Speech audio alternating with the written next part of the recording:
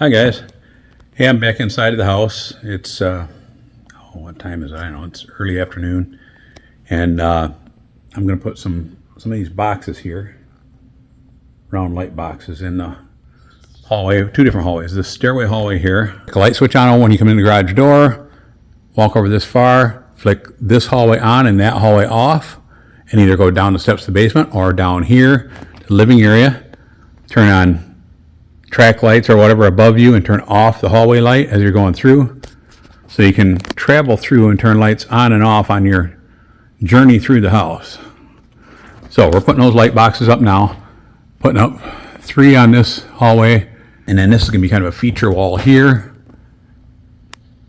probably with family that has done military service, and we'll have their pictures and flags and stuff here with a special light up here shining down on it. That'll be individually switched because that would be something you'd probably want highlighted without any other lights on, and that's gonna be pretty cool, I think. But anyway, got to put the boxes up. Judy's not here right now. She's down visiting a neighbor friend that's not doing real well right now, and so I'm trying to get these boxes up and try to do them to where I don't have to take them down because she wants them different. Okay, I'll get busy here.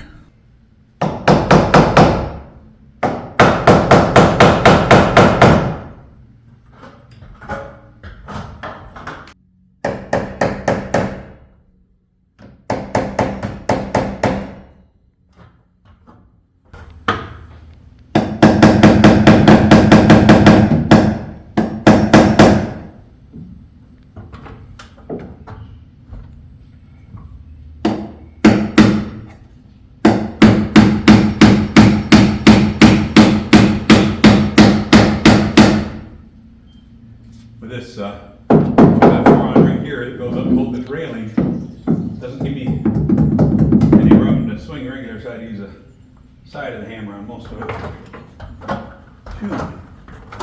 The higher you get up that ladder, the hotter it gets.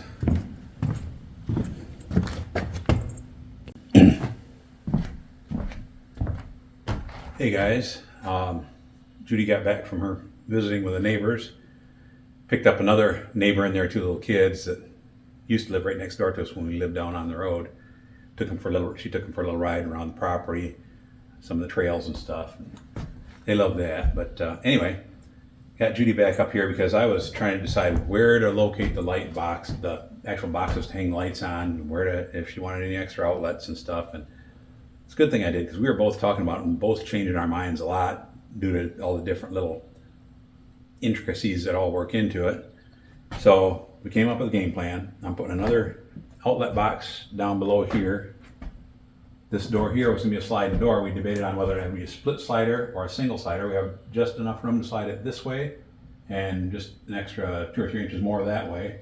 But there's enough room to go either way with it if we wanted a solid one-piece barn door. But so what we're going to do, we've decided we are going to have an outlet down here for like a night light, for lighting up the hallway through here if none of the lights are on. If somebody comes out of the spare bedroom, wants to walk into the bathroom over here, they'll be able to see without tripping over something. And we are putting, as far as these lights in the hallway go, there'd be one there where I already put a box, nothing over here, nothing over here. Now that's a little change from what we talked about before. We light over there and then light up here. So we're gonna light up here and a light down there. The barn door is going to slide that way. See, we had it going that way, erase that. Now we're going that way. Barn door will slide that way. So night light's down here, regular light up there. The light will be high enough so the barn door can slide either way, but we decided, being you'll have the rail sticking down there, that's a lot of iron over there, and the lights are going to be industrial looking, some iron or something metal anyway. So instead of having rail and light here, we'll have rail there and light over here. Someday it's gonna be pretty darn cool.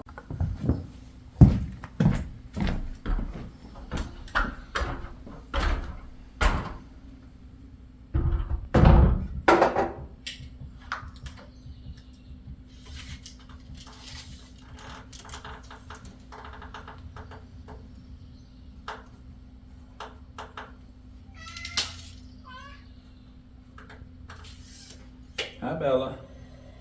Bella kitty. Hi. How are you? Yeah? Doing good? Yeah? You poor thing, you are getting skin and bones. Yes, skin and bones.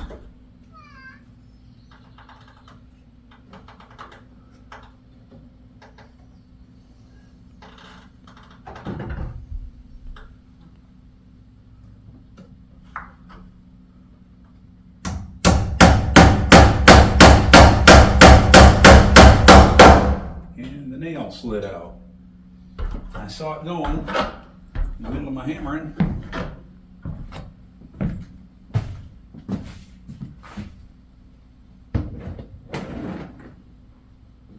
And of course, it's a magic nail. The disc-breaking nail trick.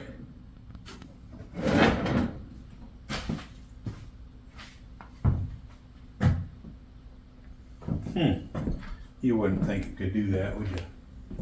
Ah, there it is. Fell right in the hole that cable goes through.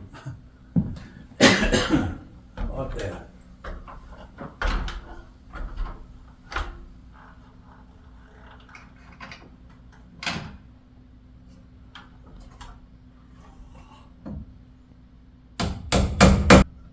There we go. That was pretty solid. Now we got an outlet box down there. And then another light box right there. Then I need to put a light box up here for our feature wall. I'm not sure right where that one's going yet. Don't know exactly what we're using for a light there. But I might end up doing there, maybe for now. Maybe I'll put me in a switch. Something a little above tabletop height, because we're probably going to have some kind of little feature table here, and then some stuff hanging on the wall. Put a light switch in the wall, run a wire up, and just leave a coil of wire up there. That way, if it's a light that needs to be down closer to the feature on the wall or higher, I can adjust. I've got the wire there, hang the box later after we buy the light, maybe. Or before we drywall, anyway. I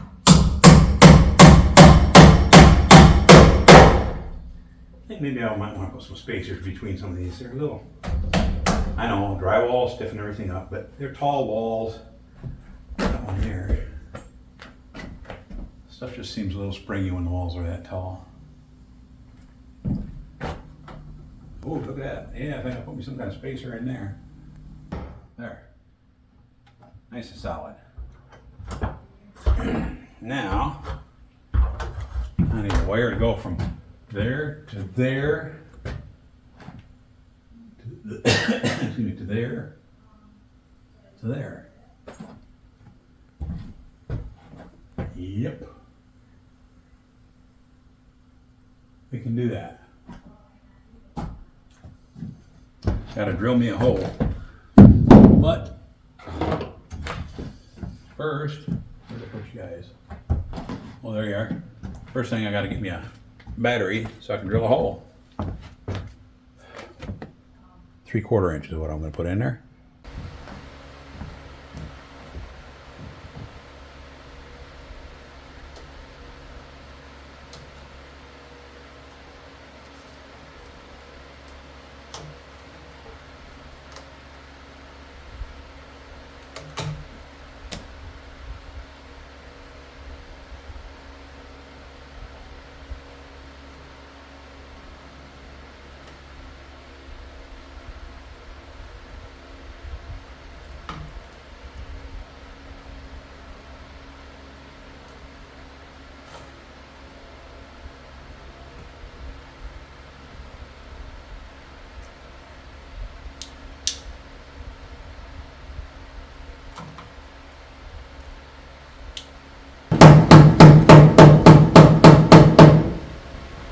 Okay, there's those two.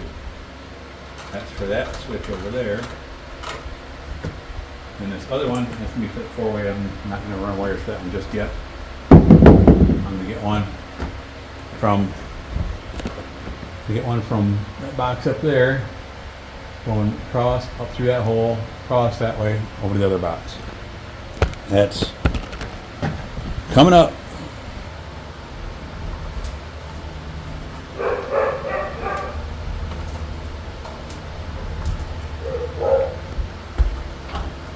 Suppose I should look outside. Thought I was hearing a car motor or something. Dogs are barking.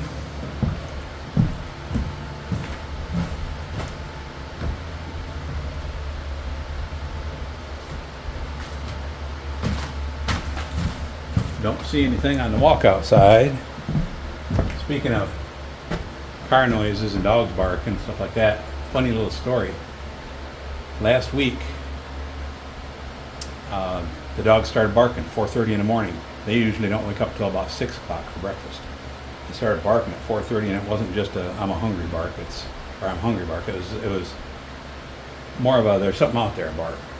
So I'm sitting up out of bed, and I hear my granddaughter saying, "Pa, there's a car down there by the pole barn," and we're out in the middle of 35 acres. You can't see another house from here. Nobody belongs out here snooping around my property at 4:30 in the morning. So I grab a little self-protection device and head out the door in my underwear. There's a guy down there by my pole barn just getting out of the car. "Hey, what are you doing?" He looks up here and starts climbing back in his car, and I'm like, "Hey, what the H are you doing?" And he jumps back out. He goes, "Amazon, Amazon, Amazon." He didn't speak English, but anyway, I was going to call Amazon and complain, and then because there's really no excuse for somebody being out here at that time, and there have been thefts in the area, so yeah, got to protect your property.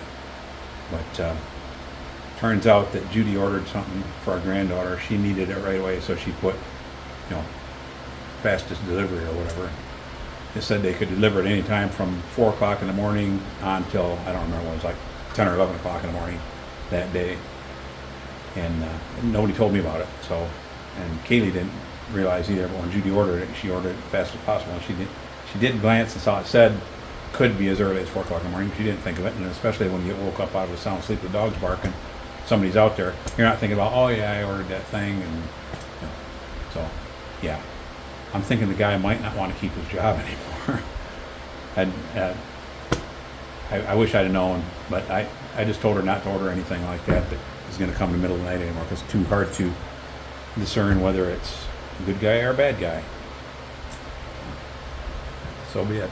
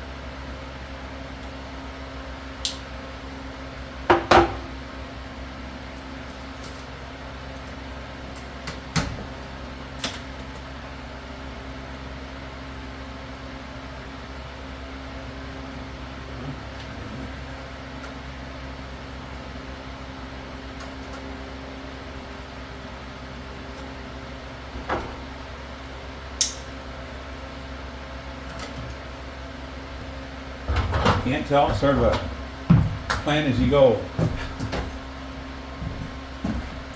We originally had a complete set of drawings drawn up for this house. I mean, every faucet. Hang on a second.